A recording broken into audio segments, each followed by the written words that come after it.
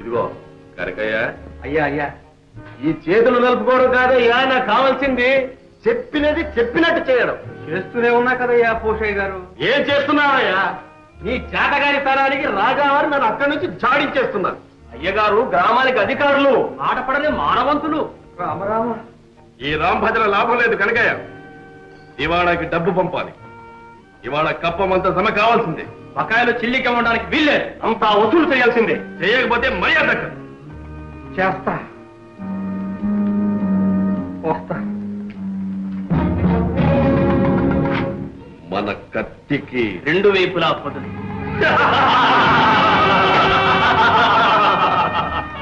అంతా సిద్ధమేనా? అంతా సిద్ధమే. పదండి.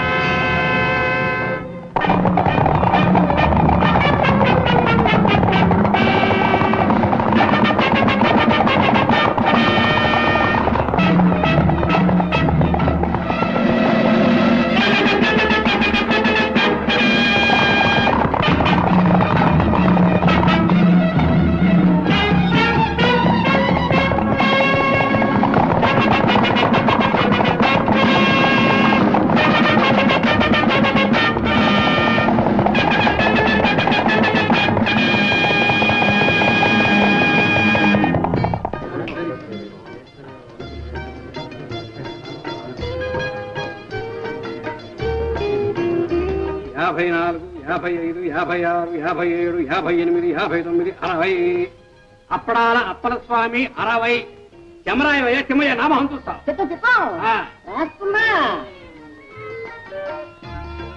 50. ఎలుకొట్టు యాకాంబరం 50.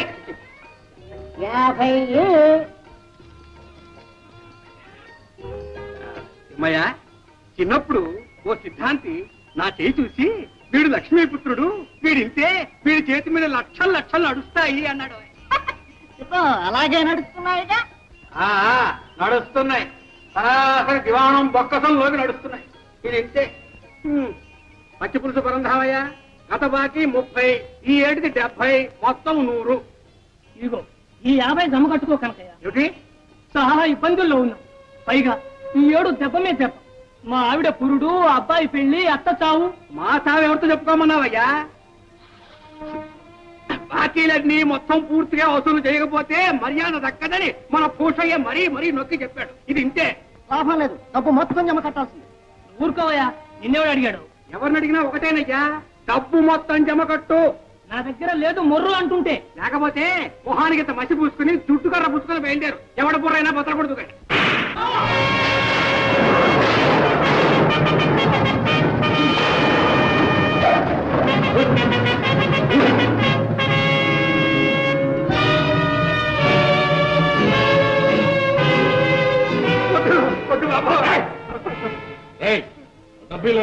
వద్దు బాబు, నా ఉద్యోగం పోతుంది బాబు. ఇవ్వకపోతే నీ ప్రాణమే. బాబోయ్ బాబాయ్ బాబాయ్, ఆ పోతే నా ప్రాణం తీస్తాడు. మీకు అన్నం పెట్టుకుంటారు బాబు. చూస్తానే వీళ్ళు కట్టే. బాబాయ్ బాబాయ్, నా డబ్బు బాబాయ్ బాబాయ్ సరే కట్టకండి బాబాయ్.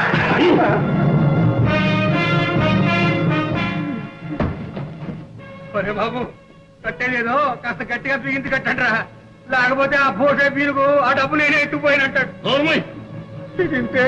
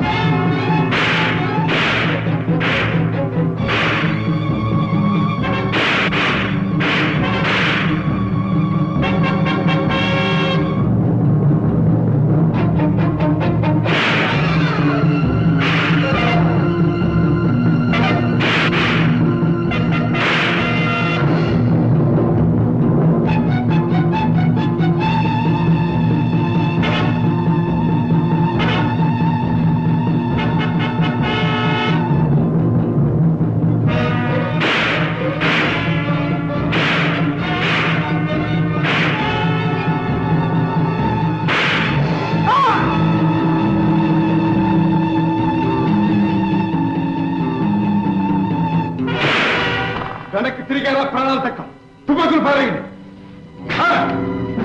ఎదురెత్తు లేదా కోట అవుతుంది తుపాకి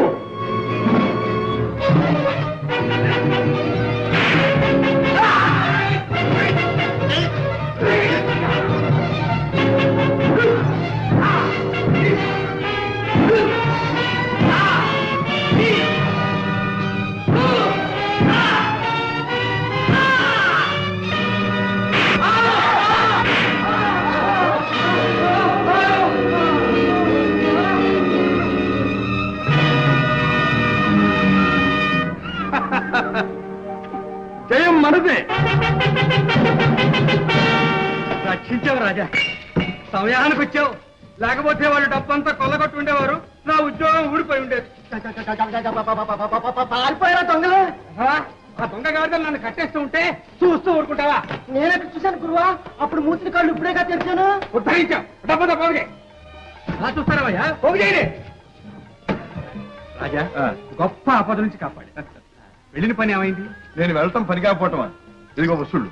ఇది సిద్ధాపురంది, ఇది పచ్చిపాడుది. లెక్క చూసుకో.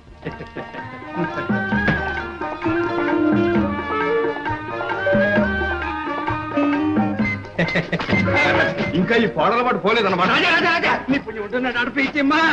ఉండు, మీ ఆవిడతో చెప్పి మరి ఇస్తాను. అమ్మమ్మ, నా ప్రాణాలు తోడేస్తుంది. రాజా రాజా రాజా, నా పొడి నొప్పి రాజా. డబ్బు జాగ్రత్త.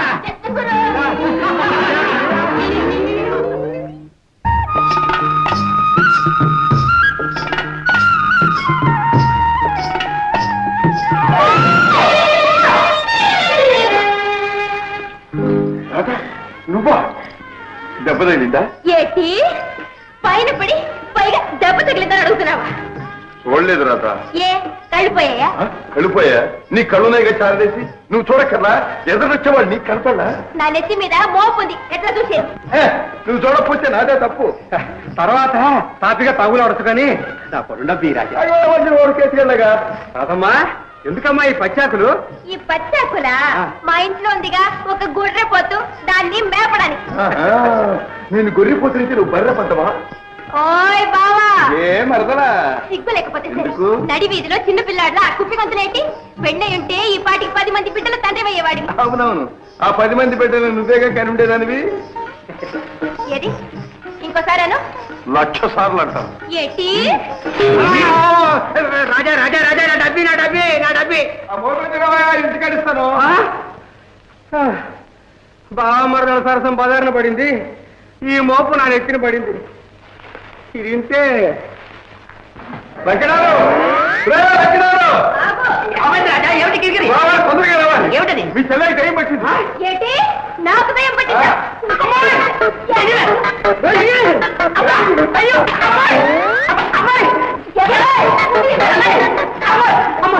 ఏమిటమ్మా, నీకు నిజంగా కిరికిరి పట్టిందా ఏమిటి? అడుగు, ఆ సంగతి అతగాడిని అడుగు. ఏమిటయ్యా కిరికిరి? ఏముంది? వడ్ల గింజలో బియ్యపు గింజ. అమ్మాయిని రెచ్చగొట్టాడు, రెమ్మొచ్చుకుని వెంటబడింది. అదా మధ్యలో నన్ను రేవపట్టిసమ్మా రాదా? ఇదిగో అన్నయ్య, ఇప్పుడే చెప్పేస్తున్నాను. బావ నాతో మోట సత్తా ఆడాడు, చూడు ఏం చేస్తాను. మధ్యలో నేను తప్పున్నాను. ఇదిగో లక్షణాలు, ఇద్దరికి తొందరలో ముడిపెట్టాయి. అందరం కలిసి సుష్టిగా ఫోన్ చేద్దాం. ఫోన్ చేద్దామా? బాబు బాబు, ఏమిటి? నా పొడుండబ్బి బాబు. వెళ్ళాలి తొందరగా భోజనం. అవునవును, అక్కడ ఉంది కానీ కిరికిరి.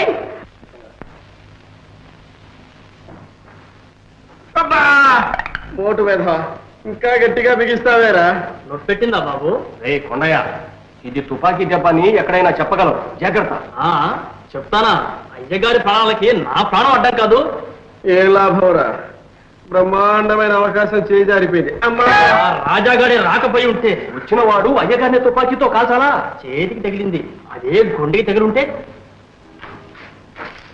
అయ్యా కనక చూస్తున్నాడు. నమస్కారం బాబు. రా కనుక. ఇవాళ ఒక పెద్ద ఘటన గడిచింది. మా ఆవిడ తాడి గట్టింది, లేకపోతే మీ మొహం చూసేవాడే కాదు. అదేమిటి? ముష్టి ఎదవా, మూల నష్టపు ఎదవా, మర్చిపోయిందా? వాడికి తోడు గుంటలక్కడ గుంపు ఒకటి. ఎవరయ్యా? దోపుడు తగలాయా? అమ్మా, ముఖానికి గుడ్డలు కప్పుకుంటే నేనా దడుస్తాను, పైగా తుపాకులతో వచ్చి పడ్డారు. దెబ్బతో నేను మర్చిపోయాను. దివాణం డబ్బుతో తుపాడానికి వచ్చారు గాడిద కొడుకులు. వాళ్ళను చూసి జనం చల్లా చెదరై పారిపోయారు. నేను నా ముందు డబ్బు సంచులు మిగిలిపోయాం. దోచుకుపోయేవారే కానీ ఈ కనకయ్య ముందా కుయ్యలు. ఇదిగో ఎక్కడి నుంచి వచ్చిందో ఆవేశం కానీ ఆంజనేయుల్లాగా ఎగిరి ఒక్క పోతున్నాడు. పొట్టలో ఒక్క పొట్ట, గోపు మీద ఒక గుమ్మి, నడి మీద ఒక తాపు, ప్రాణాలు తీసేస్తాను రగ్గాడి కొడకల్లారా అన్నాను. ఆ దెబ్బతో బోటయ్య గారు అదే పరుగు అదే పరుగు అదే పరుగు తిరిగి చూస్తే తిమ్మడితో నేను నిద్రపోయానంతే. ఇది ఇంతే. మంచి పని చేశావు, బుద్ధివంతుడే. రేపు ఆ డబ్బు దివాణం బొక్కసంలో జమగట్టాలి. మనం ఇంత కష్టపడి డబ్బు వసూలు చేసి పంపడం, అక్కడ ప్రభువులు వారి వినోదాలకు విలాసాలకు విరదల్లకు.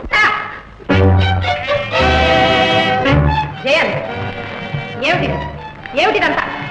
ఏముంది, నృత్యం గానం వినోదం ఎంతో శ్రమపడి తమ్ములు గారి కాలక్షేపానికని ఏర్పాటు చేశాం పెద్దమ్మా. అవునమ్మా. వయసులో పెద్దవాడిని నువ్వే చిరంజీవిని పెడదారులు పట్టిస్తున్నావా? అదే లేదు లేదు పెద్దమ్మా, గండికోట ప్రభువులు కళాపోషకులని, తమ్ములు గారికి ఇవంటే చాలా ఇష్టమని. అవునమ్మా, వాళ్ళని మనం ఆదరించకపోతే మరెవళ్ళు ఆదరిస్తారు? వాళ్ళ బ్రతుకులు ఏం కావాలి? బాగుంది, చాలా బాగుంది. ప్రతాప్, ఇంకా మీదట ఇలాంటి కాలక్షేపాలు జరగటానికి వీల్లేదు, తెలిసిందా? అలాగే పెద్దమ్మా, అలాగేమ్మా. అమ్మా నాయన జయంత్, నేడో రేపో నీ భుజస్కంధాలపై గండికోట రాజ్యభారం పడబోతుంది. నువ్వు ఇలాంటి వ్యసనాలలో మునిగితే రాజ్య రక్షణ ఏం చేస్తావు, ప్రజాక్షేమం ఏం చూస్తావు? చిన్నతనం, బాధ్యత మీదబడిన తరువాత ఇలాంటి పొరపాట్లు జరగవమ్మా. ఆ నమ్మకం నాకు ఉంది మంత్రి గారు. నాయన జయంత్, అమ్మా, మన గండికోట వంశానికి మచ్చ తీసుకురావద్దు. కన్న తల్లి, కట్టుకున్న భార్య, పాలిత ప్రజా గర్వంతో ప్రేమించే ఆదర్శమూర్తులు మన గండికోట ప్రభువులు, తెలుసా? తెలుసమ్మా. ఇంత రాత్రి నా విలాస మందిరంలో వినోదిస్తూ కాలం గడపటం వివేకం కలవారు చేసే పని కాదు నాయన. వెళ్ళు, లలిత నీ కోసం మందిరంలో ఎదురు చూస్తుంటుంది. వెళ్ళు. అలాగేనమ్మా. మంత్రి గారు, చిత్తం. ఇక మనం జాగు చేయటం మంచిది కాదు. వెంటనే చిరంజీవికి పట్టాభిషేకానికి ఏర్పాట్లు చేయించాలి. అదే సరి అయిన ఆలోచన. అందుకు తగిన ఏర్పాట్లు చేద్దాం. మంచిది.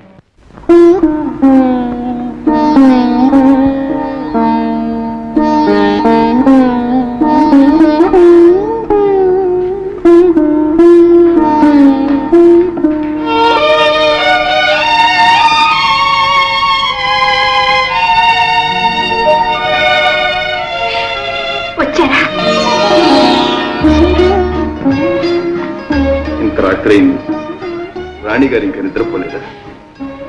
మీ రాక కోసం నిరీక్షిస్తున్నారా? నిరీక్షించడంలో కూడా ఒక విధమైన ఆనందం ఉంది కదా. అవును, ఏమిటి కన్నీరు? అబ్బే, ఆనంద బాష్పాలు. ఓహో, విచారిస్తున్నారేమో. ఈ జీవితంలో విచారం కలిగిన ఆనందం కలిగిన ఎందుకో దానంతటదే కన్నీరు వస్తుంది. దేవి, ఈ జీవితంలో విషాదమే ఉండకూడదు, వినోదం నిండిపోవాలి. నవ్వుతూ కాలం సాగిపోవాలి. అది అందరికీ సాధ్యమేనా? పిచ్చి ప్రశ్న. అందినంత వరకు ఆనందంగా ఉండటమే జీవిత లక్ష్యం. కానీ ఆగిపోయారే? మా అమ్మగారికి నా మీద ఆగ్రహం కలిగినట్టు. ఏ శుభముహూర్తానో పట్టాభిషేకం చేసి నా స్వేచ్ఛను అరికడతారేమో అని అనుమానంగా ఉంది. అదేమిటి అలా అంటారు? జీవితం అంతా విచ్చలవిడిగా ఇలా విలాసాలలోనే గడిపేదామని భావిస్తున్నారా? అలా గడపగలిగితే నేను ఎంతో అదృష్టవంతుడు, ఎంతో అదృష్టవంతుడు. ఏడుస్తాడు ఎందుకు? మీరు ఇలా అంటుంటే నాకెంత బాధగా ఉందో మీకేం తెలుసు. ఉన్నమాట సంతోషిస్తారనుకున్నా, బాధపడతారనుకున్నా. లేదు లేదు, మీ చిత్తముచ్చినట్లు ప్రవర్తించండి. మీరు సంతోషంగా ఉండడమే నేను కోరేది. మీ ఆనందమే నా ఆనందం. ఎంత అమాయకురాలు. ఈనాటికి మా పెద్దమ్మ గారు నా పాలికి పెద్దమ్మై కూర్చున్నారు. జయంతు నేను కలిసి ఉండడం ఆమెకు కన్నెరగా ఉంది. కారణం మామూలుగా అర్థంలా కనిపిస్తూనే ఉంది ప్రభు. యువరాజు గారిని తమరు విషయలోలుగా మార్చేస్తున్నారని మహారాణి గారు మామూలుగా పసికట్టేశారు. అందుకే కాబోలు యువరాజుకు రాజ్యాభిషేకం చేయాలనే నిర్ణయానికి వచ్చారు. రాజ్యాభిషేకం ఆనాడు మా నాన్న కంటే వయసులో పెద్దవారు గనక పెదనాన్నను రాజును చేశారు. అదే న్యాయం ప్రకారం ఈనాడు జయంత్ కన్నా నేను పెద్దవాణ్ణి గనుక నన్నే రాజును చెయ్యాలి. చెయ్యాలి మామూలుగా. కానీ యువరాజు గారు మహారాజు గారి కుమారులు, మామూలుగా తమరు మహారాజు గారి తమ్ముని కుమారుడు. ఇది చాలా అన్యాయం అవధాని గారు. ఇద్దరిది ఒకే రక్తం, ఒకే వంశం. పైగా యువరాజు కంటే అయ్యగారు పెద్దవారు, యోగ్యులు. కానీ మామూలుగా జ్యేష్ఠుని సంతతికే రాజ్యాభిషేకం అనే పాడు ఆచారం ఏది ఒకటి ఏడ్చిందిగా మామూలుగా మనకి. ఆ దురాచారాన్ని రూపుమాపుతాను. నేనే రాజునవుతాను. అవును, ఎందుకు కాకూడదు? ప్రయత్నిస్తే తప్పకుండా సిద్ధిస్తుంది. అసలు మీ జాతక చక్రంలోనే మహారాజ యోగం కట్టుంది. యోగమున్నా లేకపోయినా నేనే రాజునై తీర్తాను. శుభం, మీ నోటి వాక్కు ఫలించి తీరుతుంది. మీ వంటి మహావీరులు, శక్తివంతులు రాజైతే మామూలుగా ప్రజలు తరించి పోతారు, రాజ్యం పడిపోతుంది, బాగుపడిపోతుంది. ఇక మా వంటి వారి విషయం మామూలుగా బ్రహ్మాండం.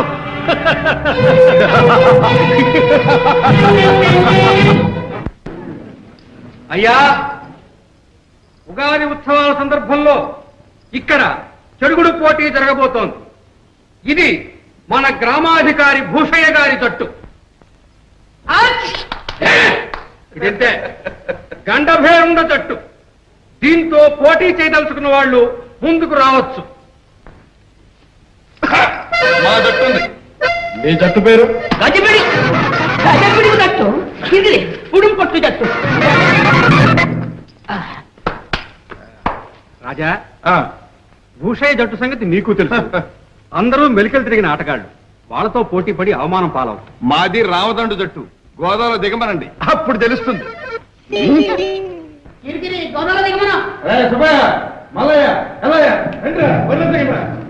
మన పేరు నిలుపాలి. గెలిచారా ఒక్కొక్కరికి 100 వరహాలు. వదలెట్టండి. కొత్త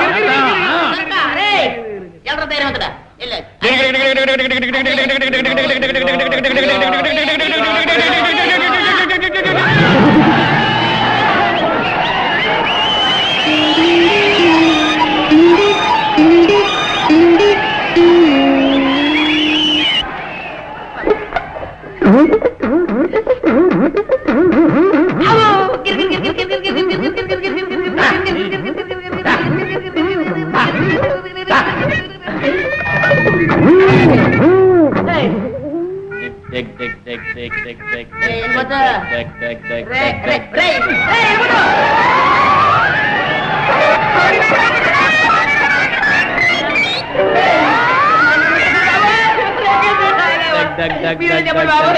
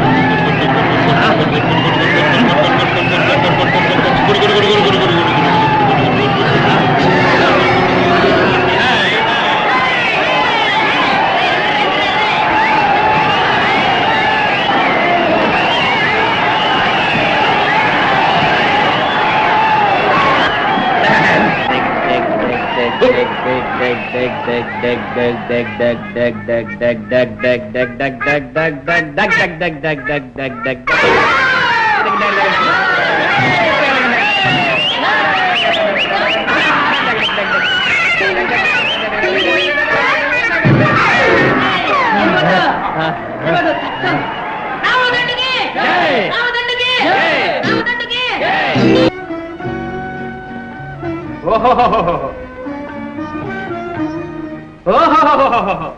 దివ్యమైన ముహూర్తం కుదిరింది. శ్రావణ శుక్ల సప్తమి శౌరవారం యువరాజు గారి పట్టాభిషేకానికి దివ్యమైన ముహూర్తం కుదిరింది. మామూలుగా అలాగా ఆ, మంత్రి గారు ఆ ముహూర్తానికే నిర్ణయిద్దాం. అలాగే మహారాణి. తమ్ములం గారి రాజ్యాభిషేకం మహావైభవంగా జరిపిద్దాం. ఆహ్వానాలన్నీ నేనే స్వయంగా పంపిస్తాను పెద్దమ్మా. మంత్రి గారు ఆ ఏర్పాట్లేవో మీరే చూడండి. అలాగే. ఆ ముహూర్తమే నిర్ణయించండి. శుభం.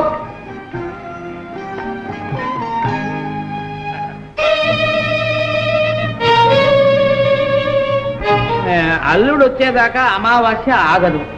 ఆలోచిస్తూ కూర్చుంటే యువరాజు గారి పట్టాభిషేకం మామూలుగా జరిగిపోతుంది. దానికి ఇంకా వ్యవధి ఉందిగా.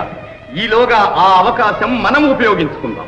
ఏం చేయమంటారు? యువరాజు పట్టాభిషేకం ఘనంగా చెయ్యాలి అనే సాకుతో పన్నులు విధించి ప్రజల నుంచి ధనం వసూలు చేద్దాం. పన్నులు కట్టలేక ప్రజలు సతమతమైపోవాలి. తమ కష్టాలకు కారకుడు యువరాజే అని భావించాలి. ఈ కర్కోటకుడు ప్రభు అయితే దేశం అల్లాడిపోతుంది అని హడలిపోవాలి. ప్రతాపరుద్రదేవులే రాజైతే ఎంత ఇదిగా ఉండేదోననేటువంటి భయం భయం కాదు, భావం జనంలో కలగాలి. అవును, ఆ భావనే కలగాలి. తమరు నిశ్చింతగా ఉండండి ప్రభు. యువరాజు పేరున రాజ్యంలో నిరంకుశత్వం విలేతాండం చేయించే భారం నాది. తమ మీద ప్రజలకు వల్లమాలిన అభిమానం మామూలుగా కలిగించే బాధ్యత నాది. వసూలు చేసిన పైకాన్ని ముడుపు గట్టి మీ ముందు పెడతాం. మమ్మల్ని మామూలుగా మాత్రం మర్చిపోకండి.